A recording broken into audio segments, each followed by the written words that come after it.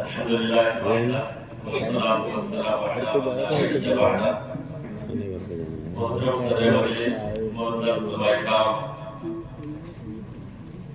مدرسہ محمدیہ سلفیہ کا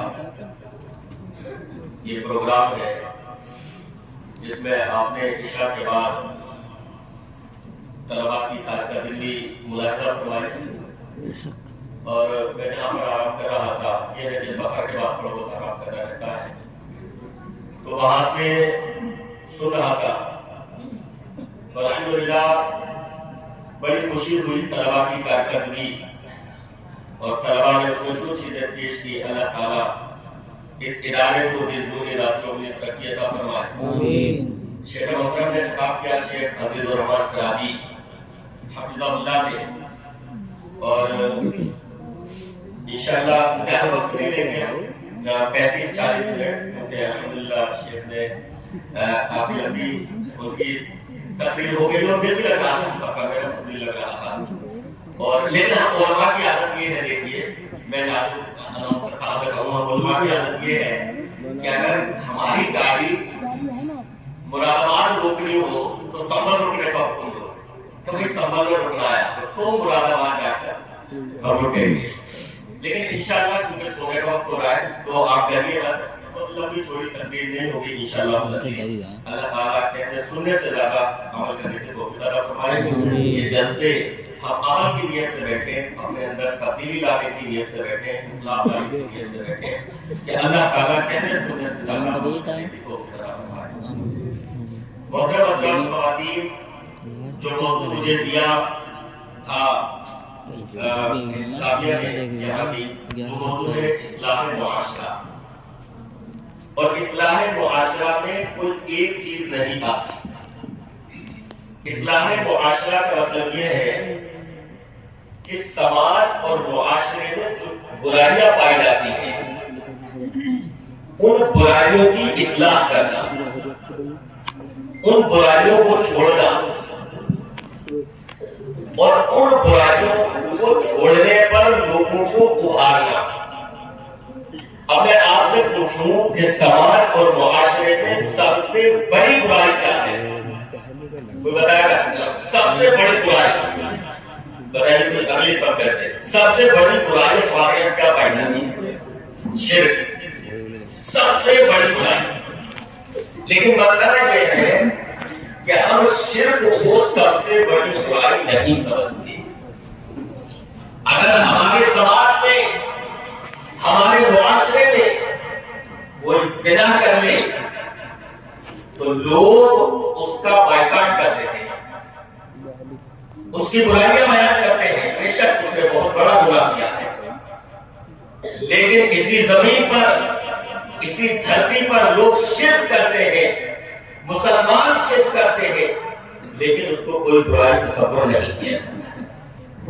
شیخ محمد بن عبد الوہاب رحمہ اللہ، جنہوں نے کتاب التوحید لکھی، نسب کے رہنے والے، اور سعودی کی جو اس وقت موجودہ صورتحال ہے کہ وہاں پر توحید کا بول بالا ہے، اس میں ان کا بہت رول رہا ہے. شیخ محمد بن عبد الوہاب رحمہ اللہ نے توحید پر خوب محنت کی، اپنے طلباء کو توحید پر درس، مسجد میں توحید پر درس. ہمارے سلف کا معاملہ یہ تھا کہ سامنے موحد ہوتے پھر بھی توحید پر درس. سننے والوں نے کہا کہ ایسا ہے شیخ محترم، بہت ہو گیا عقیدے پر، اس پر بہت ہو گیا، ہم اس پر بہت پختہ ہو گئے. اب کوئی اور مسئلہ فقہیات پر بات کی جائے، مسائل پر گفتگو کی جائے تو چلو وہ شروع کریں گے.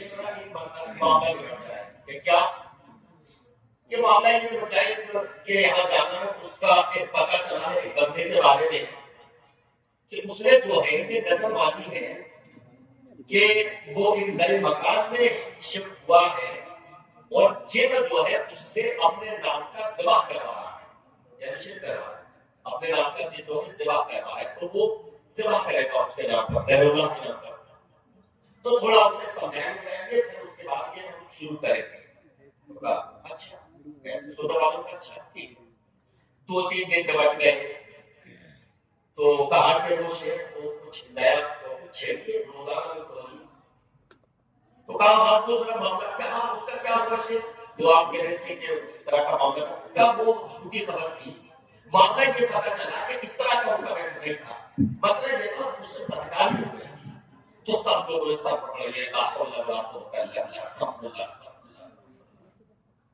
شیخ نے کہا کہ میں نے اتنے عرصے تک توحید پر درس دیا لیکن ابھی توحید مضبوط نہیں کی. جب شرک کا معاملہ آیا تھا تو تم نے اس طریقے سے استغفر اللہ، اس طریقے سے افسوس، اس طریقے سے نہیں کیا. زنا کا معاملہ آیا تھا جو بے شک گناہ ہے لیکن اس پر تمہیں اپنے سر پر لیں گے استغفار. بتاؤ شرک بڑا گناہ ہے کہ زنا؟ شیخ نے کہا کہ نہیں، ابھی توحید پر اور ضرورت ہے، ابھی توحید ہی پر مسلسل بات ہے.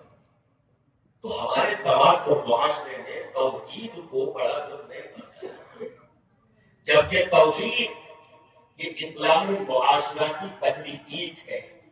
شیخ عزیز الرحمان صاحب نے آپ کے سامنے بڑے ہی خوبصورت انداز میں شرک کے بارے میں بیان کیا کہ میرے بھائیوں اور بہنوں، شرک کرنے والے پر اللہ نے جنت کو حرام کر دیا ہے.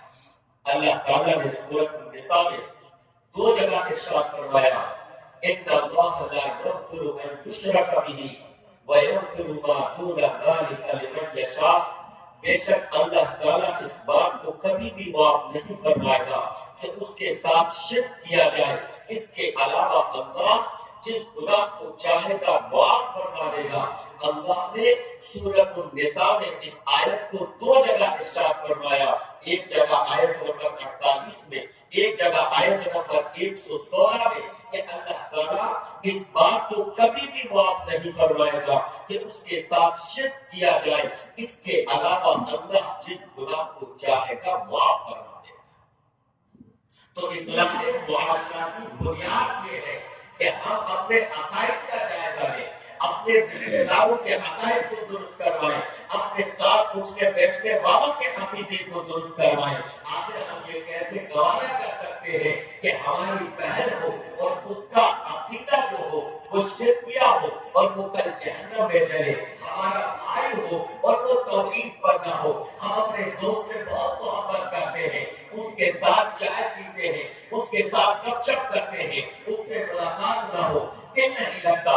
آخر ہم یہ کیسے گوارا کر سکتے ہیں کہ کل روز محشر آپ جنت کی طرف جا رہے ہو، وہ جہنم کی طرف جا رہا ہو. عربی شاعر نے کہا تھا اصل جدائی یہ جدائی نہیں ہے کہ دنیا میں دو دوست الگ ہو جائے، اصل جدائی یہ ہے کہ آپ کا دوست جہنم کی طرف چلا جائے اور آپ جنت کی طرف جائے. تو اصلاح معاشرہ میں بنیاد ہے توحید. نمبر 2، دوسری چیز میں بھائیوں نمازوں کی فکر کی تھی. اللہ کے نبی علیہ السلام کو معراج میں بلایا گیا اور کن حالات میں بلایا گیا؟ پیارے نبی علیہ السلام پر جب غموں والا سال گزرا، آپ کے سب سے پیارے چچا جناب ابو طالب کی وفات ہوئی. ابو طالب نے اسلام قبول نہیں کیا تھا لیکن اپنے بھتیجے سے بے انتہا محبت کرتے تھے. نبی کو بھی اپنے چچا سے بے انتہا محبت کی. ابو طالب نے اسلام قبول نہیں کیا تھا لیکن اپنے بھتیجے کو سپورٹ بہت کیا. جب ابو طالب کا آخری وقت تھا، رسول گرامی علیہ السلام پاس بیٹھے تھے. ایک چچا لا الہ الا اللہ کہہ لو تاکہ میں اللہ کے یہاں آپ کی سفارش کر سکوں. اس ایمان تو قبول کر لو تبھی تو آپ کے لیے سفارش کروں گا، آپ کے لیے استغفار کروں گا.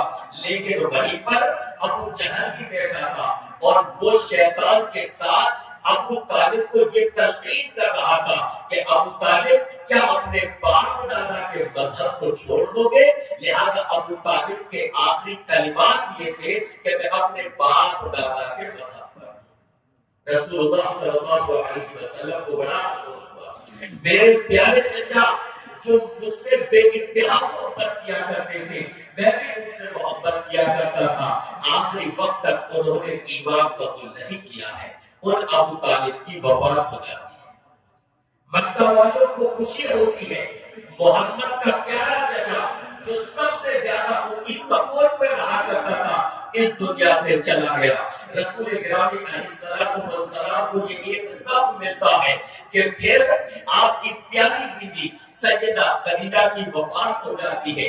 ایک ہی سال میں آپ کے دو محبوب، ایک بیوی اور ایک چچا، دو لوگوں کا انتقال ہوتا ہے۔ رسول گرامی علیہ السلام پر حزن و ملال کے بادل چھا جاتے ہیں۔ آپ کا دل مرجھا جاتا ہے کہ میرے پیارے چچا کا بھی انتقال ہو گیا اور میری بیوی خدیجہ کا بھی انتقال ہو گیا۔ اس سال کو عام الحزن کہا جاتا ہے۔ آپ علیہ السلام طائف کی طرف گئے کہ مکہ والوں نے میری دعوت کو قبول نہیں کیا، شاید طائف والے میری دعوت کو قبول کر لے، لیکن طائف سے بھی وہی جواب ملا، بلکہ طائف والوں نے رسول مکرم کو پتھر مارے اور 5 لڑکوں کو پیچھے لگا دیا۔ وہ گالیاں دیتے، وہ شور و ہنگامہ کرتے، وہ پتھر مارتے۔ نبی مکرم کے جسم سے خون بہا اور آپ کے ناوے مبارک تک خون جب پہنچا۔ رسول اللہ صلی اللہ علیہ وسلم غمگین حالت میں طائف سے نکلتے ہیں، ایک باغ کے پاس پناہ لیتے ہیں۔ فرشتے اللہ رب العالمین 2 فرشتوں کو بھیجتا ہے، اے میرے محبوب اگر آپ کا حکم ہو ان 2 پہاڑوں کو ملا دیا جائے اور طائف کی اس بستی کو ختم کر دیا جائے۔ رسول رحمت علیہ السلام غمگین حالت میں فرماتے ہیں اللہم اہد قومی فانہم لا یعلمون، اے اللہ میری اس قوم کو ہدایت فرما دے، یہ جانتے نہیں ہے۔ اللہ میں ان پر عذاب نہیں چاہتا، میں تو اللہ تجھ سے یہ دعا کرتا ہوں اور یہ حسن صبر رکھتا ہوں کہ اللہ ان کی نسلوں میں ایسے لوگ پیدا ہوں گے جو تیرا نام لینے والے۔ نبی افسردہ حالت میں طائف سے باہر نکلتے ہیں، 2 وفاتوں کا غم، طائف والوں کے رد عمل کا غم۔ میں آپ سے دریافت کرتا ہوں جب آپ پر غم آتا ہے، جب آپ ڈپریشن کا شکار ہوتے ہیں، آپ کیا چاہتے ہیں؟ آپ یہ چاہتے ہیں کوئی ایسی جگہ ہو جہاں آپ کا ڈپریشن ختم ہو جائے، کسی اچھی جگہ کی سیر کروائی جائے تاکہ ڈپریشن ختم ہو جائے۔ ڈاکٹر یہ مشورہ دیتا ہے ان کو ایسے ماحول میں لے جایا جائے جہاں یہ اپنے غموں کو بھول جائے۔ آئیے دیکھیں اپنے حبیب جناب محمد رسول اللہ صلی اللہ علیہ وسلم کی اس کیفیت میں کہ جب کہ 2 وفاتوں کا اوپر غم ہے اور طائف سے بھی کوئی اچھا جواب نہیں ملا ہے، پتھر مارے گئے ہیں، اللہ نے کیا انتظام فرمایا ہے۔ اور دنیا والوں تم پارکوں میں جاتے ہو، تم مالز میں جا کر اپنے ڈپریشن کو ختم کرتے ہو، نبی پر جن کے پہاڑ ٹوٹے، اللہ نے جبریل کو بھیج دیا میرے محبوب کو معراج پر لے آئیے، اور حضرت جبریل علیہ السلام جناب محمد رسول اللہ صلی اللہ علیہ وسلم کے پاس آ کر قرآن کو لاتے ہیں اور معراج پر آسمانوں کی سیر کروائی جاتی ہے۔ معراج کا واقعہ لمبا ہے، واقعہ سنانا مقصود نہیں ہے، تو ہم سبھی مانتے ہیں معراج کے واقعہ، بتانا یہ مقصود ہے۔ اللہ تعالیٰ نے جناب محمد رسول اللہ صلی اللہ علیہ وسلم کو معراج پر بلایا، اللہ تعالیٰ نے اپنے محبوب کو وہاں پر کچھ تحفے عطا فرمائے، اور وہ تحفے کیا تھے؟ حدیث کی روشنی میں وہ 3 تحفے تھے۔ نمبر 1، پہلا تحفہ کہ اے پیغمبر تمہاری امت میں سے جو شخص شرک نہیں کرے گا، عقیدہ توحید پر مر گیا، اس کی مغفرت کر دوں گا، وہ جنت میں جائے گا۔ دوسرا تحفہ سورہ بقرہ کی آخری آیات، مسلم شریف کی حدیث ہے، آمر رسول سے۔ تیسرا تحفہ اللہ تعالیٰ نے 50 نمازوں کا عطا فرمایا۔ کتنی نمازیں؟ 50۔ اللہ اکبر۔ اللہ تعالیٰ نے باقی احکام کی زمین پر نازل فرمائے. اللہ کو روزے فرض کرنے پہ جبریل کو بھیج دیا کہ بتا دو ایک مہینے کے روزے فرض ہیں. اللہ کو زکات فرض کرنے ہوئی حضرت جبریل کو وحی دے کر بھیج دیا. اللہ کو دیگر احکام نازل فرمانے ہوئے حضرت جبریل کو واسطہ بنا کر بھیج دیا. لیکن جب باری آتی ہے نماز کی اللہ اپنے محبوب کو معراج کے طور پر آسمانوں پر بلاتا ہے اور وہاں بلا کر 50 نمازوں کا تحفہ عطا فرماتا ہے. اب آپ بتائیے کہ اتنے پیارے تحفے کی اتنے معزز و مکرم تحفے کی اگر ہم قدر نہ کریں تو اللہ ناراض ہو جائے گا. اچھا پتہ ہے کتنی نمازیں پڑھی؟ 50. حضرت موسیٰ نے کیا ہوا؟ اللہ نے کیا کیا؟ 50 وقت کی نماز کا. دیکھو تمہاری امت 50 وقت کی نماز نہیں پڑھتا ہے. میں اپنی امت کا تجربہ کر چکا ہوں. ایسا ہے آپ واپس جائیے اللہ سے درخواست کیجیے کچھ نمازیں کم ہو جائیں. پیارے نبی علیہ السلام والسلام گئے تو اللہ تعالیٰ نے 5 نمازوں کا ڈسکاؤنٹ کر 45. حضرت موسیٰ سے پھر ملاقات ہوئی. حضرت موسیٰ نے گئے اور آپ پھر گئے 40. اس طریقے سے کم ہوتی رہی 25 20 15 10 اور آخر میں بچی 5. حضرت جبرائیل علیہ السلام کو حضرت موسیٰ نے پھر کہا اے نبی اے پیغمبر اے محمد صلی اللہ علیہ وسلم آپ جائیے اور اللہ سے اور کمی کروائیے. ہمارے نوجوان کو اس وقت باز کے دیکھو حساب بہت اچھا چل رہا تھا 5 مارچ کا 2 ایک تو ڈسکاؤنٹ چلی 5 مارچ چلے تھے. حضرت موسیٰ کی ایک اور بنا دیتے تو ایک اور چکر لگاتے تو وہ بھی معاف ہو جانی تھی. بھائی 5 مارچ کا ڈسکاؤنٹ چلا تھا ایک اور لگا دیتے تو یہ مولانا لوگ جن کی تقریر کرتے ہیں ڈانٹتے ہیں اور یہ اور وہ تمام چیزیں ساری مسائل. لیکن پیارے نبی علیہ السلام نے فرمایا کہ نہیں اے موسیٰ اب مجھے اپنے رب سے حیا. اللہ نے فرمایا کہ میرے قول میں تبدیلی نہیں آتی. جاؤ یہ نمازیں 5 ہیں لیکن اجر و ثواب 50 کا ملے گا. تو حضرات محترم یہ نماز جس کو ہم معمولی چیز سمجھے ہوئے ہیں یہ وہ چیز ہے جس کو پیارے نبی علیہ السلام کو معراج پر بلا کر عطا فرمایا گیا ہے. لہذا ہمیں اور آپ کو چاہیے اپنی نمازوں کی پابندی کریں, اپنی اولاد کو نمازی بنائیں, اپنی بیوی کو نمازی بنائیں, ہم خود نمازی بنیں. آج معاملہ یہ ہے پورا کا پورا معاشرہ بے نمازی ہے, پورا کا پورا سماج بے نمازی ہے. نبی اکرم صلی اللہ علیہ وسلم کی محبت کا مسلمان کم بھرتا ہے لیکن وہ نبی مکرم جو نماز کا تحفہ لے کر آئے اس نماز کی پرواہ نہیں ہے. آئیے ایک حدیث آپ کے سامنے رکھوں. رسول گرامی علیہ السلام کے پاس ایک نابینا صحابی آتے ہیں اور آ کر عرض کرتے ہیں اے اللہ کے رسول صلی اللہ علیہ وسلم. ابو ہریرہ فرماتے ہیں ان نبی صلی اللہ علیہ وسلم رجل اعمى فقال يا رسول الله صلى الله عليه وسلم ليس لي قائد يقودني الى المسجد فسأل رسول الله صلى الله عليه وسلم ان يرخص له فيصلي في بيته فرخص له فلما بلغ دعاه قال هل تسمع النداء بالصلاة قال نعم قال فأجب. کہتے ہیں ایک نابینا صحابی نبی کے پاس آئے اے اللہ کے رسول صلی اللہ علیہ وسلم میں نابینا ہوں اور کوئی شخص ایسا نہیں ہے جو میری انگلی پکڑ کر میرا ہاتھ پکڑ کر مجھے مسجد تک لا سکے. اے اللہ کے رسول صلی اللہ علیہ وسلم مجھے رخصت دے دیجیے میں اپنے گھر میں نماز پڑھ لیا کروں.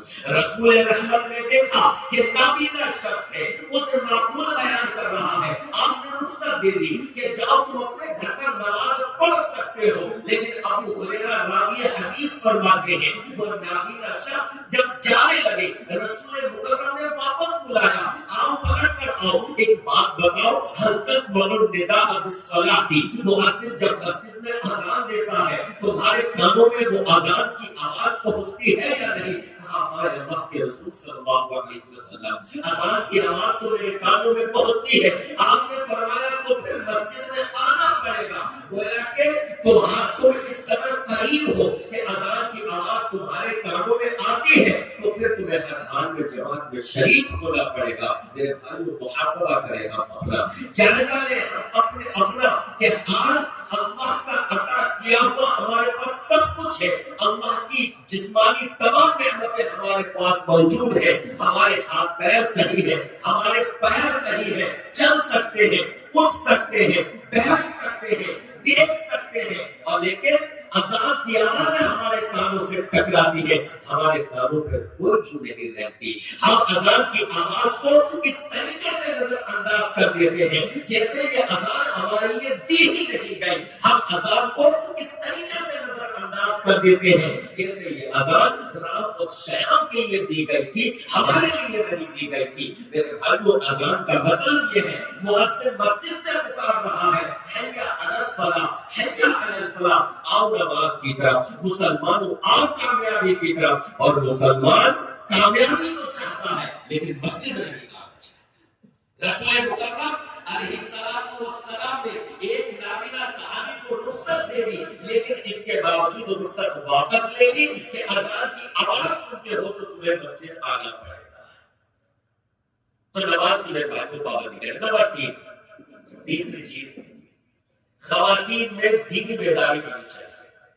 بے پردگی جو عام ہے, مرد و زن کا اختلاط, شادی بیاہ میں مرد و زن کا اختلاط, میں ملاپ, ایک ساتھ فنکشن, یہ بے حیائی ہے. یہ مسلمانوں کی تہذیب نہیں ہونی چاہیے, یہ مسلمانوں کا کلچر نہیں ہونا چاہیے. ایک مسلم خاتون کو نامحرم سے پردہ کرنا چاہیے. اللہ رب العالمین نے تو صحابہ کو حکم دیا کہ جب تم نبی کی بیویوں سے کوئی سامان مانگو, کوئی ضرورت پیش آ جائے تو سوال کرو. فرمایا فَإِذَا سَأَلْتُمُوهُنَّ مَتَاعًا فَاسْأَلُوهُنَّ مِنْ وَرَاءِ حِجَابٍ, تو تم پردے کے پیچھے سے مانگا کرو. اور اللہ تعالیٰ نے نبی کی بیویوں کو حکم دیا یا نساء النبی لستن کأحد من النساء إن اتقیتن فلا تخضعن بالقول فيطمع الذي في قلبه مرض وقلن قولا معروفا.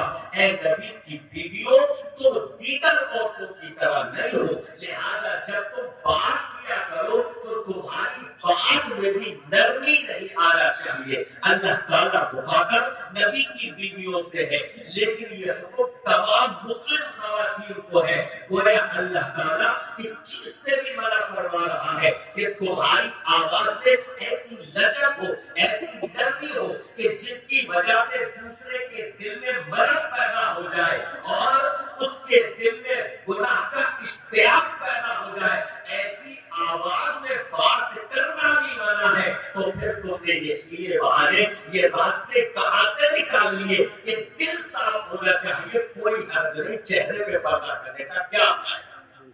اللہ تعالیٰ نبی کی بیویوں کو کہتا ہے, آپ مجھے بتائیے اس روئے زمین پر نبی کی بیویوں سے زیادہ پاکیزہ, محترم, مطہرہ کیا کوئی شخصیات, کوئی خواتین گزری ہیں؟ اور اس روئے زمین پر انبیاء کے بعد صحابہ کرام سے زیادہ معزز و مکرم, اللہ والے, تقویٰ والے, اللہ سے ڈرنے والے کیا کوئی اور گزرے ہیں؟ ہم تو خوش عقیدہ ہے, ہم تو اہل حدیث ہیں, الحمدللہ تمام صحابہ کا ادب و احترام کرتے ہیں. لہذا ہم یہ سمجھتے ہیں کہ نبیوں کے بعد صحابہ سے زیادہ معزز و مکرم, صحابہ سے زیادہ تقویٰ والے اس روئے زمین پر کوئی نہیں گزرا, اور نبیوں کی بیویوں سے زیادہ معزز و مکرم خواتین اس روئے زمین پر کوئی نہیں گزری.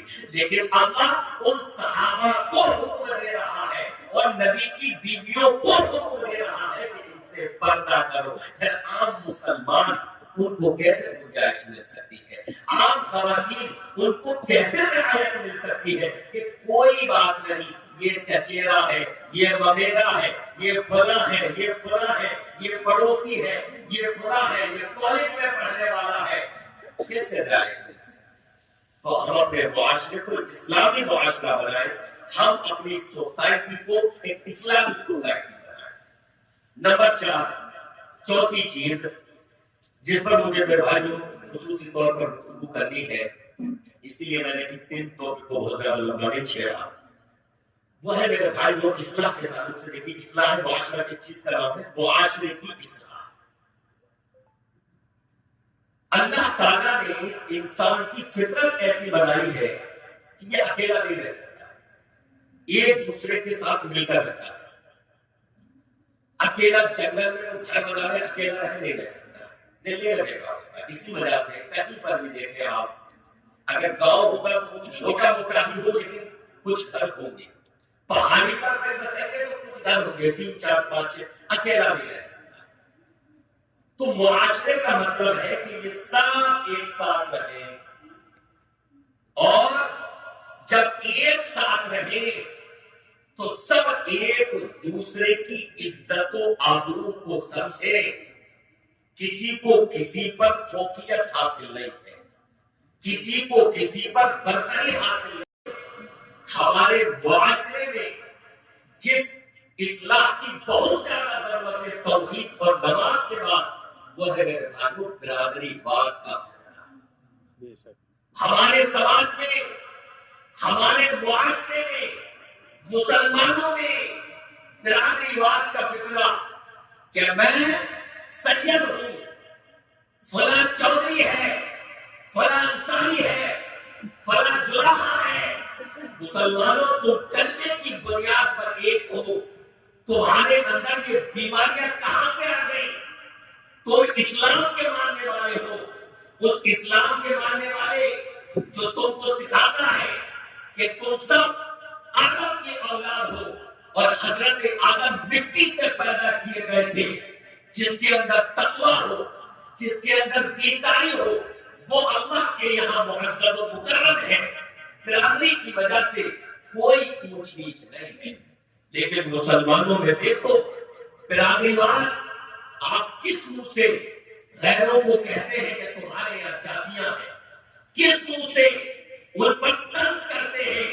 پہلے ہم اپنے گریبانوں میں جھانکیں، ہم اپنا جائزہ لیں، ہمارے یہاں کس قدر اونچ نیچ ہے، ہمارے یہاں کس قدر اونچ نیچ ہے، تقسیم اس قدر ہے، کوئی سید، کوئی پٹھان، کوئی انصاری، تو کوئی تیری، کوئی فلاں اور کوئی فلاں، ایک دوسرے میں برادریوں سے نکل کر رشتے کرنے کے لیے تیار نہیں، ایک دوسرے سے رشتے کرنے کے لیے تیار نہیں ہے۔ سید ہے تو ہمیں اپنی ٹکر کا چاہیے، سید چاہیے، ٹھیک ہے چودھری تک چلے جائے، چودھریوں میں بھی کئی کیٹیگری کر دیا، یہ ہلکا چودھری ہے، یہ بھاری چودھری ہے، ولی صاحب ہماری ٹکر کا رشتہ بتائیے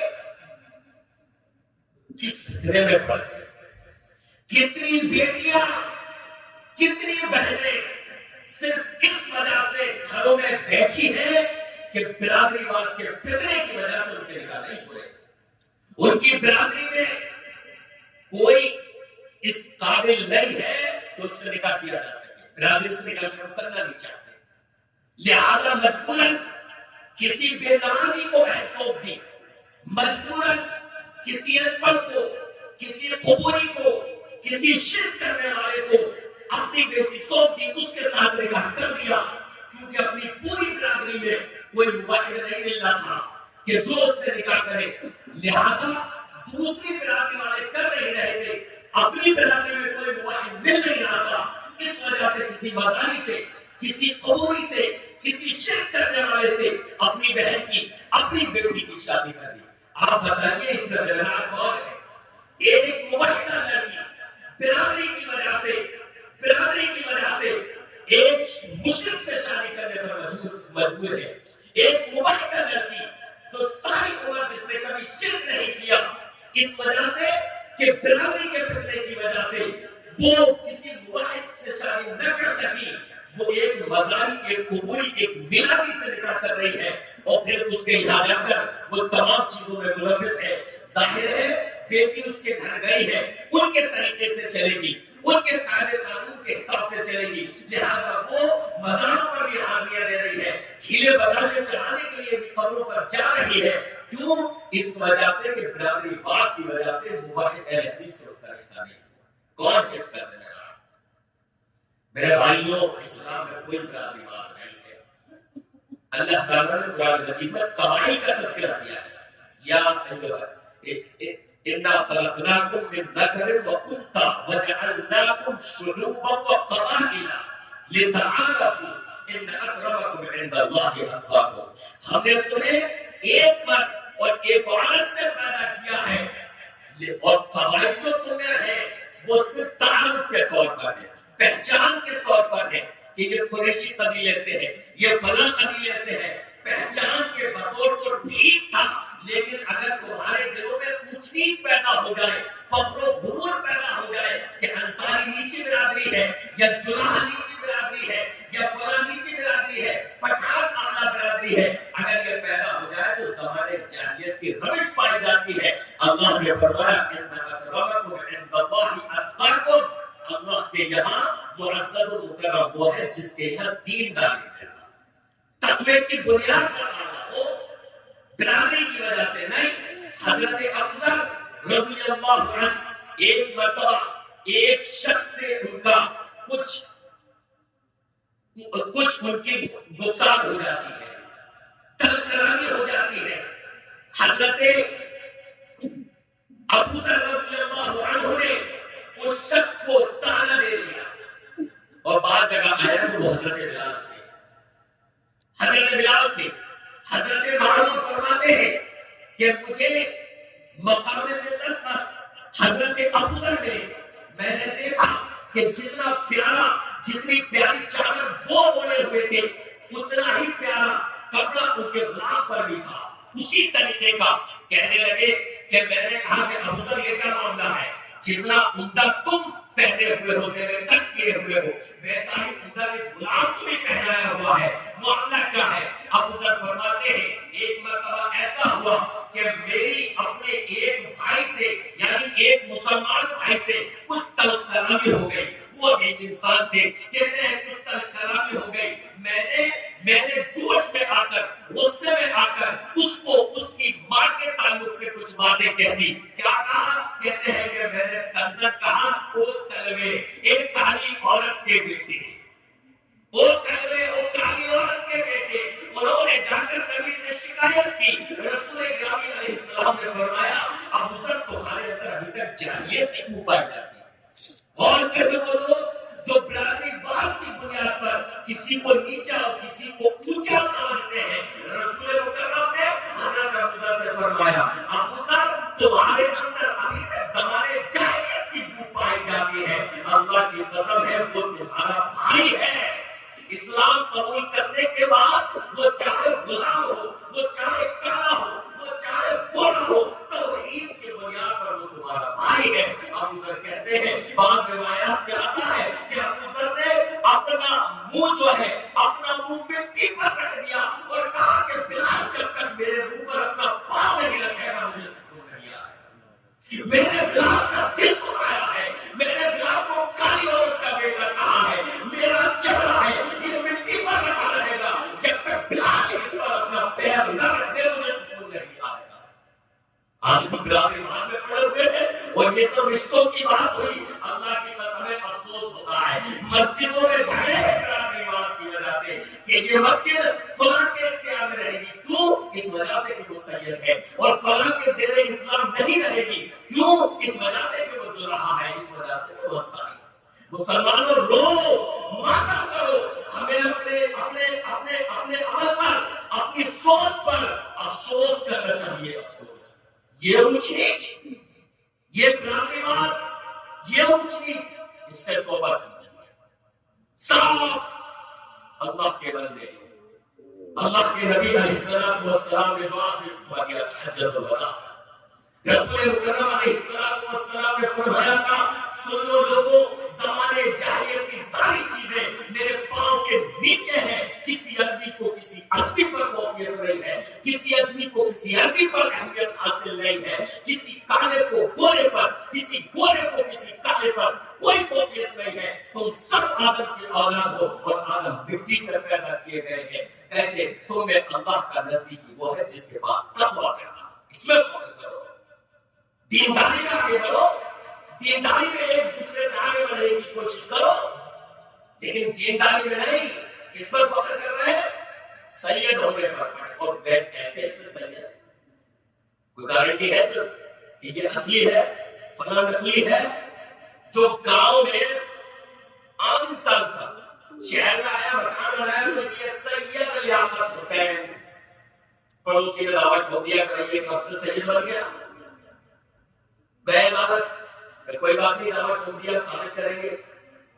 2000 روپے دیے ایک شخص کو، گواہی دینی ہے. کہ کیا گواہی دینی ہے؟ کہ گواہی دینی ہے کہ میں سید ہوں. ٹھیک ہے، 2000 روپے دے کے لگے گواہ بنا. جج صاحب نے پوچھا کہ ہاں بھائی تم سید ہو کیا؟ ہاں. کہ کوئی گواہ ہے تمہارا؟ کہ ہاں فلاں صاحب نے بلائیے. ان کو بلائیے کٹہرے میں. گواہ کو بلایا گیا. جج صاحب نے پوچھا جی جانتے ہو یہ سید ہے؟ کہ ہاں جی سید ہے. کہ تمہیں کیسے پتا؟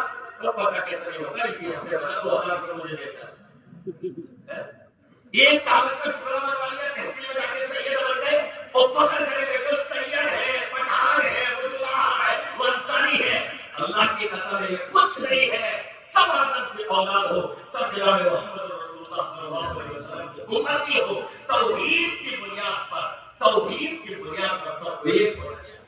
آپ جب رشتے تلاش کریں تو یہ دیکھیں کہ لڑکی موحد ہے یا نہیں. آپ یہ دیکھیں لڑکا موحد ہے یا نہیں، لڑکا نمازی ہے یا نہیں، لڑکی نمازی ہے یا نہیں، لڑکا دیندار ہے یا نہیں، لڑکی دیندار ہے یا نہیں، لڑکا قرآن پڑھا ہوا ہے یا نہیں، لڑکی قرآن پڑھی ہوئی ہے یا نہیں. ان چیزوں کی بنیاد پر رشتے تلاش کرو. تو رشتے تلاش کر رہے ہو کہ خان ہوں خان میں چاہیے، چودھری ہوں چودھری میں چاہیے، انصاری ہوں انصاری میں چاہیے. میرے بھائی جو کر رہے ہو ان چیزوں کو ختم کرو جتنی جلدی ہو سکے. اگر چاہتے ہو سماج کی اصلاح، اگر چاہتے ہو بدلاؤ، اگر چاہتے ہو ترقی، تو ان چیزوں کو ختم کرو. اللہ رب العالمین ہمیں اس چیز پر عمل کرنے کی توفیق عطا فرمائے. 7-8 منٹ میں میرے بھائیو آخری چیز اصلاح معاشرہ کے تعلق سے کہ ہم لوگ دینی تعلیم کی اہمیت کو سمجھیں. یہاں پہ ادارہ چلا ہے الحمدللہ، یہاں پر جو دینی تعلیم دی جاتی ہے اس دینی تعلیم کی قدر ہے. یقین جانیے کہ جب آپ کے پاس علم ہوگا تو آپ فتنوں سے بچیں گے. آج یہ جتنے فتنے ہیں وہ سارے اس وجہ سے ہیں کہ علم نہیں ہے لوگوں کے پاس. جتنی بدعات ہیں وہ اس وجہ سے ہے کہ علم نہیں ہے لوگوں کے پاس. آپ کو مثال دوں، شابان چل رہا ہے، ابھی حلوے کا روز چلے گا. ہم لوگ تو پتہ نہیں کیسے ہیں کہ کھچڑے کے خلاف بولے، حلوے کے خلاف بولے، یعنی اپنے پیٹ کو خود ہاتھ مار رہے ہیں. بھائی اس وجہ سے کہ یہ اسلام میں ہے ہی نہیں، ورنہ ہمیں کیا پڑی جیسے وہ کھانا ہے ہمیں بھی کھانے کو ملتا. لیکن ہم اس لیے کہہ رہے ہیں کہ یہ جناب محمد رسول اللہ صلی اللہ علیہ وسلم کا دین ہے. کیا حلوہ کہ کیوں بھائی کیوں کھاتے ہو؟ کہ بھائی رسول اللہ صلی اللہ علیہ وسلم کے دندان مبارک ہیں، آپ شہید ہوئے تھے جنگ میں، تو آپ نے حلوہ کھایا، اس لیے ہم حلوہ کھاتے ہیں. تو ہم کہتے ہیں اچھا ٹھیک ہے، دندان مبارک شہید ہوئے تو یہ تو ٹھیک ہے. حدیث سے زیادہ سیرت کو کون جانتا ہوگا؟ دندان مبارک شہید ہوئے تھے ٹھیک ہے، لیکن دندان مبارک جو شہید ہوئے تھے وہ جنگ احد میں شہید ہوئے تھے. جنگ احد، اور جنگ احد کب پیش آئی ہے؟ شوال کے مہینے. جنگ بدر پیش آئی رمضان میں، اور جنگ احد پیش آئی ہے شوال کے مہینے میں، رمضان کے بعد عید والا جو مہینہ ہوتا ہے اس میں. تو رسول گرامی علیہ السلام کے دانت شہید ہوئے غزوہ احد میں شوال کے مہینے میں، اور یہ حلوہ 3 مہینے ایڈوانس شعبان میں بنا کر کھانا. تو اگر علم ہوگا تو فوراً پکڑ لیں گے کہ بات کہہ رہے ہو آپ دانت کی، مگر وہ تو شوال میں واقعہ پیش آیا ہے. دوسری بات یہ کہ رسول مکرم علیہ السلام نے یہ سوجی والا، دیسی گھی والا اور یہ والا اس طریقے سے بنا کر یہ حلوہ کھایا ہو، اس کی بھی دلیل نہیں ملی. تو جب علم ہوگا تو آپ نے باریکیوں کو پکڑ سکتے ہیں. جو ابھی شیخ نے کہا نا کہ سوجی حلال، گھی حلال، اور اس میں جو ناریل ڈالا حلال، کشمش حلال. وہ آدمی کہتا ہے حرام بتاؤ کیسے؟ وہ ایسے کہ سوجی حلال ہے، کشمش حلال ہے، سب کچھ حلال ہے، لیکن تم نے جو بدعت کے نام پر بنایا ہے تو بدعت کی وجہ سے وہ ناجائز ہوا ہے، ایسے تو وہ تو حلال ہے مگر بدعت کی وجہ سے، ہمارے کیا حلال سے ہمارے کیا دشمنی، ہم خود کھاتے ہیں لگا، لیکن شعبان کے مہینے میں اس طور پر نہیں کہ فاتحہ لگا کے دیات لگا، اس لیے نہیں، الحمدللہ ہوا کھاتے ہیں۔ تو جب علم ہوگا تو انشاءاللہ ان چیزوں میں سدھار آئے گا۔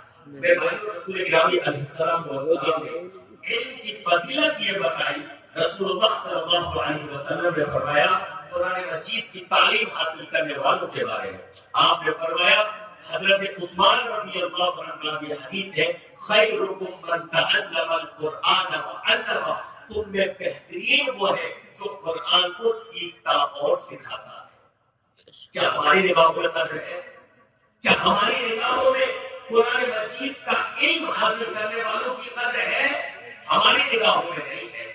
ہماری نگاہوں میں چٹائی پر بیٹھ کر قرآن مجید کی تعلیم حاصل کرنے والوں کی اہمیت نہیں ہے۔ لہذا ایک ماں اپنے اس بچے کے لیے کہ جو اسکول جا رہا ہے، صبح کو 6 بجے جاگتی ہے، اس کا منہ دھلاتی ہے، اس کو صاف ڈریس پہناتی ہے، اس کا بیگ اٹھا کر اس کے باپ کے ساتھ اس کو اسکول تک بھجواتی ہے، اور پھر اسکول سے جب چھٹی ہوتی ہے تب بھی اس کو لے کر آتی ہے، لیکن اس کا جو بچہ مدرسے میں پڑھ رہا ہوتا ہے، کھیلتے کودتے اس کا کان پکڑتی ہے، ہاتھ میں اس کے سپارہ تھاما، جب چل مدرسے کا اس کا منہ دھلایا، ناک صاف کی، لے جا کر اس کے مدرسے چھوڑ دیا۔ اسکول جا رہا ہے تو تمام اس کے منہ بھی دھلانا ہے، ڈریس صاف ستھری، ناخن دیکھنے ہیں کٹے ہوئے ہیں یا نہیں۔ مدرسہ بھیجا تو یوں ہی اس کا منہ جیسے بلیوں نے چاٹا ہو، اس کو یوں ہی مدرسہ میں بھیج دیا۔ رسول گرامی علیہ السلام آپ کی نگاہوں میں اہمیت ہوگی ڈاکٹر کی، انجینئر کی، IPS آفیسر کی، اس وجہ سے یہ دنیاوی عہدے ہیں، لیکن قرآن مجید کی تعلیم حاصل کرنے والوں کو جو مقام عطا فرمایا ہے وہ جناب محمد رسول اللہ صلی اللہ علیہ وسلم نے عطا فرمایا ہے۔ آپ نے فرمایا خیرکم من تعلم القرآن وعلم، یہ تم میں سب سے بہتر ہے۔ آئیے ایک حدیث آپ کے سامنے رکھوں، اپنی بات ختم کروں۔ حضرت ابو الدرداء رضی اللہ عنہ دمشق میں تھے، مدینہ منورہ سے ایک شخص ان کے پاس آتا ہے، کہاں سے؟ مدینہ سے۔ کتنا فاصلہ ہے؟ تقریباً 1200 کلومیٹر۔ مدینہ سے آتا ہے دمشق حضرت ابو الدرداء کے پاس، اور آ کر کہتا ہے کہ ابو الدرداء میں آپ کے پاس اس لیے آیا ہوں کہ مجھے یہ پتا چلا ہے کہ آپ کے پاس ایک حدیث ہے، میں اس حدیث کو آپ سے سننا چاہتا ہوں۔ آپ نے وہ حدیث رسول اللہ صلی اللہ علیہ وسلم سے سنی ہے، اے ابو الدرداء اس حدیث کو مجھے سنا دیجئے۔ اللہ اکبر، کیا شوق تھا، کیا جذبہ تھا، کیا ولولہ تھا۔ آج تو دینی پروگرام ہو رہا ہو، لوگوں کو نیند آنے لگتی ہے۔ ہمارا نوجوان میچ میں اپنے ٹائم برباد کرنے کے لیے تیار ہے، ہمارا نوجوان فلم دیکھنے میں اپنا وقت ضائع برباد کرنے کے لیے تیار ہے، لیکن اس کے لیے پاس وقت نہیں ہے کہ کسی کتاب کا مطالعہ کرے، اس کو کچھ حدیثیں اور قرآن مجید کی کچھ آیتیں پتہ چل جائے۔ اس کے پاس اس چیز کے لیے وقت نہیں ہے کہ کسی دینی پروگرام میں جا کر کسی عالم دین کی تقریر سن لے، اس کے پاس اس چیز کے لیے وقت نہیں ہے کہ کسی عالم دین کے پاس بیٹھے اور کہے کہ حضرت توحید کے متعلق تھوڑا سا کچھ ارشاد فرمائیے، شرک کے متعلق کچھ گفتگو فرمائیے، حضرت طہارت کے مسائل بتائیے، نماز کا طریقہ بتائیے، قرآن مجید کے تعلق سے کچھ بتائیے، ماں باپ کے حقوق کے تعلق سے کچھ بتائیے، اولاد کی تربیت کے تعلق سے کچھ بتائیے۔ نوجوان کے پاس وقت نہیں ہے۔ یہ شخص مدینہ منورہ سے 1200 کلومیٹر کا سفر کر کے دمشق جاتے ہیں ابو الدرداء کے پاس۔ اے ابو الدرداء، مجھے یہ پتا چلا ہے آپ نے فلاں تعلق سے فلاں تعلق سے ایک حدیث رسول گرامی علیہ الصلوۃ والسلام سے سنی ہے، میں چاہتا ہوں وہ حدیث آپ مجھ کو سنا دیں۔ اور یہ کہتے ہیں کہ ابو الدرداء میں کسی اور کام سے نہیں آیا، یعنی ایسا نہیں ہے کسی اور کام سے آیا ہوں، کاروبار سے آیا ہوں، تجارت سے آیا ہوں اور سوچا ہوں کہ چلو ابو الدرداء کے پاس ہوتا چلو وہ حدیث کچھ سنتا چلو، نہیں۔ ابو الدرداء میں نے اسی ایک حدیث کے لیے اتنا لمبا سفر کیا۔ اللہ ہمارے نوجوانوں میں یہ شوق پیدا کرتا ہے، اور یقین جانیے جن کے اندر شوق پیدا ہوتا ہے وہ منزلیں پا لیتے ہیں۔ ہمارے سامنے مثالیں موجود ہیں، اللہ نے جن نوجوانوں کے اندر شوق اور جذبہ پیدا کیا علم دین حاصل کرنے کا، جن کے اندر جذبہ پیدا کیا حدیثوں کو پڑھنے کا، جن کے اندر اللہ نے جذبہ پیدا کیا مسائل کو سمجھنے کا، اللہ نے ان کو الحمدللہ توحید و سنت والا بنا دیا۔ ایسے لوگ جن کے بارے میں ہم سوچ بھی نہیں سکتے تھے کہ وہاں کے لوگ توحید کی طرف آ جائیں گے، سنت کی طرف آ جائیں گے، لیکن ان کے اندر سے جذبہ پیدا ہوا علم حاصل کرنے کا۔ جب انہوں نے علم حاصل کیا اللہ نے ان کو توحید سمجھا دی، وہ توحید کی طرف آ گئے۔ اللہ نے ان کو نبی کا متبع اور پیروکار بنا دیا۔ اللہ رب العالمین نے ان کو ہدایت دے دی۔ تو میرے بھائیو یہ علم دین ایسی چیز ہے۔ تو میں بیان یہ کر رہا تھا، ابو ذر کے پاس آتے ہیں، اے ابو الدرداء کے پاس آتے ہیں، اے ابو الدرداء ہمیں وہ حدیث سنا۔ آئیے ابو الدرداء جو حدیث سناتے ہیں یہ حدیث آپ کے سامنے پیش کر۔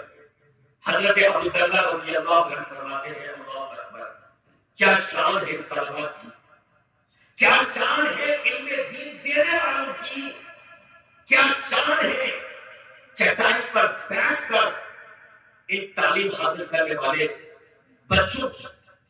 رسول گرامی علیہ السلام نے ارشاد فرمایا، ابو الدرداء کہتے ہیں کہ میں نے نبی کائنات علیہ السلام کو فرماتے ہوئے سنا ہے، من سلک طریقا یلتمس فیہ علما سہل اللہ لہ طریقا الی الجنہ، جو شخص علم دین حاصل کرنے کے راستے پر چلتا ہے یعنی علم دین حاصل کرتا ہے، اللہ تعالیٰ اس کے لیے جنت کا راستہ آسان فرما دیتا ہے۔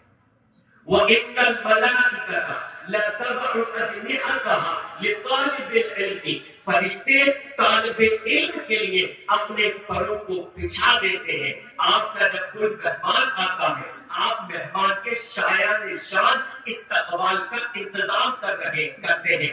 اگر کوئی معمولی مہمان آتا ہے گھر کی صفائی ستھرائی کر لی، اور بڑا مہمان آتا ہے گھر میں قالین وغیرہ بچھائی، اور بڑا مہمان کوئی آ رہا ہے آپ ایک گیٹ بھی بنوا دیتے ہیں، آپ سفیدی بھی راستوں پر پڑوا دیتے ہیں، مہمان بڑا آ رہا ہے۔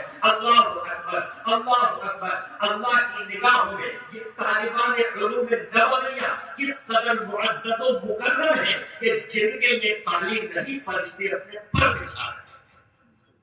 فرمایا وَإِنَّ الْمَلَائِكَةَ لَتَضَعُ أَجْنِحَتَهَا لِطَالِبِ الْعِلْمِ، فرشتے ان طلبہ کے لیے اپنے پروں کو بچھا دیتے ہیں۔ وَإِنَّ الْعَالِمَ لَيَسْتَغْفِرُ لَهُ مَنْ فِي السَّمَاوَاتِ وَمَنْ فِي الْأَرْضِ حَتَّى الْحِيتَانُ فِي الْمَاءِ، اور عالم دین کے لیے مچھلیاں پانی میں اور زمین و آسمان کی تمام مخلوق اس کے لیے دعائے مغفرت کرتی ہے۔ کسی کے لیے دعا کرے حاجی، کسی کے لیے دعا کرے گناہ کرنے والا، کسی کے لیے دعا کرے پیر فقیر بزرگ، یہ طلبہ وہ ہے، یہ طلبہ وہ ہے، دینی تعلیم حاصل کرنے والے وہ ہیں جن کے لیے زمین و آسمان کی مخلوق دعائیں کرتی ہے، چیٹیاں دعائیں کرتی ہے، پانی میں موجود مچھلیاں دعائیں کرتی ہے۔ اور آگے آپ نے ارشاد فرمایا وَفَضْلُ الْعَالِمِ عَلَى الْعَابِدِ كَفَضْلِ الْقَمَرِ عَلَى سَائِرِ الْكَوَاكِبِ، عالم کی فضیلت عابد پر یعنی عبادت کرنے والے پر اس طریقے سے ہے جیسے چاند کی فضیلت ستاروں پر۔ جیسے چاند کی فضیلت ستاروں پر، اس طریقے سے عالم کی فضیلت عبادت کرنے والوں پر ہے. کیوں؟ اس وجہ سے کہ عبادت کرنے والا صرف اپنی ذات کو نفع پہنچاتا ہے. وہ نمازیں پڑھ رہا ہے، وہ ذکر و اذکار کر رہا ہے، وہ تہجد پڑھ رہا ہے، وہ تلاوت کر رہا ہے، اس کے نامۂ اعمال میں اضافہ ہو رہا ہے. لیکن عالم دین دوسروں کے لیے نفع بخش بن رہا ہے. اپنی فرائض اپنی عبادت تو کر ہی رہا ہے، لیکن دوسروں کو بھی فائدہ پہنچا رہا ہے. کسی کا عقیدہ درست کروا رہا ہے، کسی کو طہارت کے مسائل سمجھا رہا ہے، کسی کو نماز کے مسائل سمجھا رہا ہے، کسی کو حج اور عمرے کے مسائل سمجھا رہا ہے، کسی کو اس کے ماں باپ کے حقوق بتا رہا ہے، کسی کو اس کی اولاد کے حقوق بتا رہا ہے، میاں بیوی کے رشتے جو ہے ٹوٹنے سے بچا رہا ہے. تو عالم دین صرف اپنے لیے نہیں دوسروں کے لیے نفع بخش ہوتا ہے. تو آپ نے فرمایا عالم کی فضیلت عابد پر ایسے ہے جس سے چاند کی فضیلت ستاروں پر. تمہیں بھائیوں علم دین کی اہمیت کو سمجھیں، اور جن جگہوں پر علم دین دیا جاتا ہے ان جگہوں کی قدر کریں، ان کا سپورٹ کریں جس طریقے سے بھی ہو سکے. مالی طور پر، جسمانی طور پر، جس طریقے سے بھی ہو سکے ان کا سپورٹ کریں. اللہ تعالیٰ سے دعا ہے کہ رب العالمین اسلام کے ان دلوں کو اسی طریقے سے آباد رکھے، اور اللہ تعالیٰ ہمیں اسلام کے ان دلوں کا ساتھ دینے کی توفیق عطا فرمائے. یہ اسلام کے قلعے ہیں، اسلام یہاں سے مضبوط ہوتا ہے. ورنہ آپ مدارس کو ختم کر دیجئے، مسلمان رہیں گے لیکن ان کے پاس اسلام نہیں رہے گا. دشمن یہ چاہتا ہے مدارس ختم ہو جائے، یہ نہیں کہتا مسلمان ختم ہو جائے، مدارس ختم ہو جائے. کیوں؟ اس وجہ سے کہ جب مدارس ختم ہو جائیں گے تو مسلمانوں کے پاس جو بچا کچا اسلام ہے ایک مدت تک رہے گا. جب مدت ختم ہو جائے گی ان کے ہاتھ سے وہ اسلام ختم ہو جائے گا، اور ان کی آنے والی نسلیں نہ توحید کو سمجھیں گی، نہ توحید کے مسائل کو سمجھیں گی، ہمارے رنگ میں رنگ جائیں گے. لہذا اگر مسلمانوں کو ختم کرنا ہے، ان کے اسلام کو ختم کرنا ہے تو مدارس کو ختم کرنا ہے. اس مدارس اسلام کے قلعے ہیں، یہاں سے اسلام مضبوط ہوتا ہے. لہذا اگر ہم اسلام کے ہمدرد ہیں، اگر ہم اسلام کے خلیفہ ہیں تو ان مدرسوں کی حفاظت کریں، ان کا سپورٹ کریں، ان کا تعاون کریں، ان کا ساتھ دیں. اللہ تعالیٰ سے دعا ہے کہ رب العالمین کے رسول سے زیادہ عمل کرنے کی توفیق عطا فرمائے. آمین یا رب العالمین. وصلی اللہ تعالی علی رسول خیر خلقہ محمد و آلہ و صحبہ اجمعین برحمتک یا ارحم الراحمین. ماشاء اللہ، یہ تھا عالمانہ